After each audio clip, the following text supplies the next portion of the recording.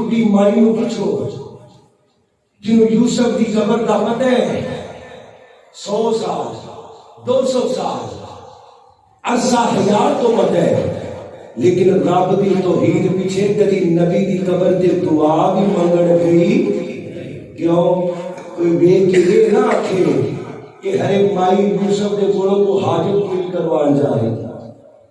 موسیٰ علیہ السلام سفر کرنے لگے، راہ بھول گئے، 1 دن 2 دن 3 دن یاد کرتے نے مصر دے اندر کیڑی چیز رہ گئی ہے، یاد آیا یوسف علیہ السلام دی وصیت ہے جدوں مصر چھڈ کے جانا ہے میری میت نو نال لے کے جانا، یاد رکھو نبی دا جسم زمین دے اوپر ہوے یا زمین دے نیچے ہوے، اللہ کریم نبی دے جسم نو محفوظ رکھدا ہے۔ حضرت موسیٰ علیہ السلام حضرت یوسف دی میت نو لب رہے نے، او مسلمانوں موسیٰ دا کلام اللہ موسیٰ دا کلیمہ اللہ نال گلاں کرن والا نبی پر یوسف نبی دی قبر دا نہیں پتا۔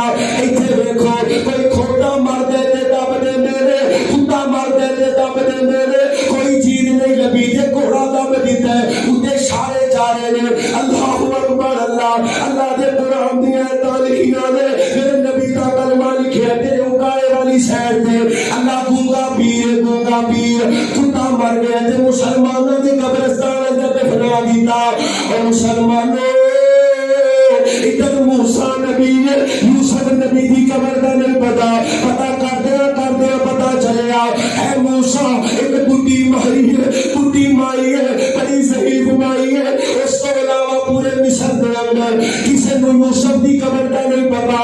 حضرت موسیٰ بڈھی مائی کو آ گئے اور دیکھیے توحید دا مول پھیل لگا ہے، توحید دا مول پھیل لگا ہے۔ حضرت موسیٰ میرے میری اماں مینوں یوسف دی قبر دا دسے نا، حضرت رسول اللہ دا کلمہ پڑھنے والے اے بڈھی مائی آندی ہے موسیٰ مینوں قبر دا پتہ ہے لیکن میں ایک شرط تے دساں گی۔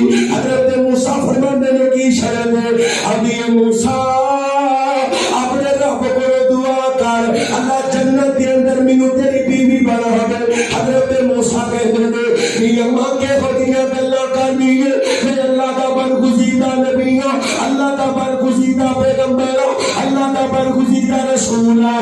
رب العالمین نے موسیٰ علیہ السلام نو کئی دے ذریعے دسیا اور موسیٰ میری توحید والی بی بی ہے، یوسف نبی دی قبر دا کنیا سالاں تو پتہ ہے نہ کدی یہاں بتائی ہے نہ کدی کسی نو پتا دسے ہے۔